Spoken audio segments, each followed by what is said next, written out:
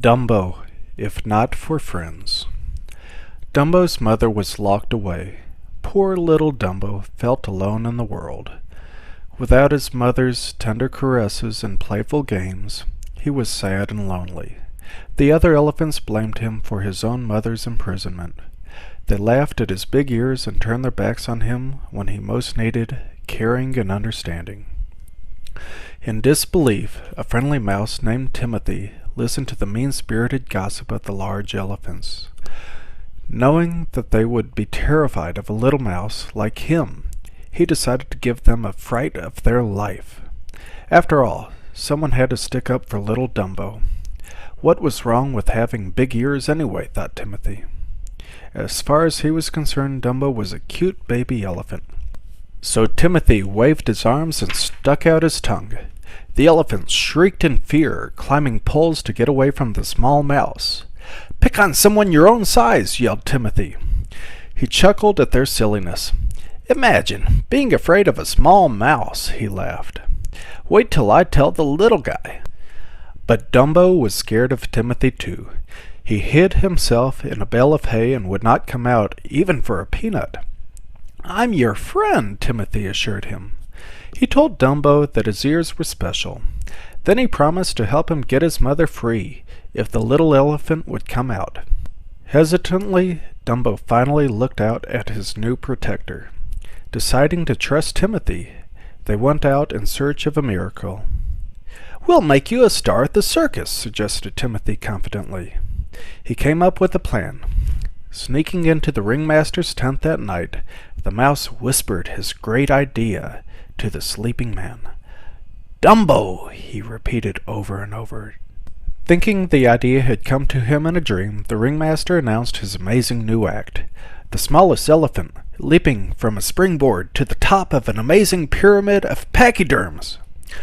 Dumbo was nervous, but Timothy encouraged him to try. Running toward the springboard, the little elephant tripped over his ears and fell, knocking over the enormous pyramid and collapsing the tent. After that, to make matters worse, the ringmaster made Dumbo a clown. The poor little guy didn't trust other clowns to keep him safe. They forced him to jump from a burning building. Dumbo had never been so scared and humiliated. When the show was over, the little elephant was inconsolable. Timothy tried to comfort his friend. He offered peanuts as he washed the clown paint off with warm, soapy water. Still, Dumbo did not stop crying. Timothy knew that the only one who could help Dumbo now was his mother, so Timothy arranged for a short visit.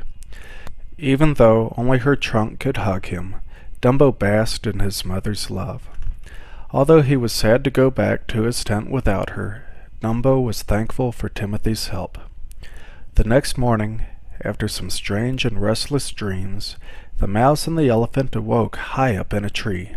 Some crows were laughing as the friends fell into a pond. "Don't listen to those scarecrows," Timothy told Dumbo, but the elephant was already walking away head down. Everyone was always laughing at him and his big ears. Only Timothy believed they would do great things. "That's it, Dumbo!" cried his friend. Timothy had been trying to figure out how they had gotten up in that tree, when suddenly he realized how special Dumbo's ears really were. "The perfect wings! You can fly!" cheered Timothy. The news made the crows fall over laughing. "Have you ever seen an elephant fly?" they jeered. Defending his friend, Timothy yelled at the crows for being so insensitive. "Would you like to be taken away from your mother when you were just a baby, and then be sent out into the cold, cruel, heartless world?" he ranted. The crows apologized. They really hadn't meant any harm. "What he needs is a magic feather," offered one crow. Timothy showed his friend. "Look, Dumbo, you can fly!" Holding the feather in his trunk, Dumbo closed his eyes and flapped his ears. He wanted so much to believe Timothy. He was flying! When he opened his eyes again, the little elephant was overjoyed. He held the feather tightly, flying through the sky like a bird. Timothy cheered from his seat on Dumbo's hat while the crows praised the elephant's talent. It was not long before Timothy's prediction of stardom was a reality. As Dumbo jumped from the burning building again, he dropped the magic feather and panicked. but Timothy quickly assured him that he could fly on his own. Restoring his confidence allowed Dumbo to soar, astonishing everyone who had once made fun of the elephant's big ears. Finally, Dumbo and his mother were reunited. With love and pride, Timothy signed on as manager for the world's only flying elephant. The end.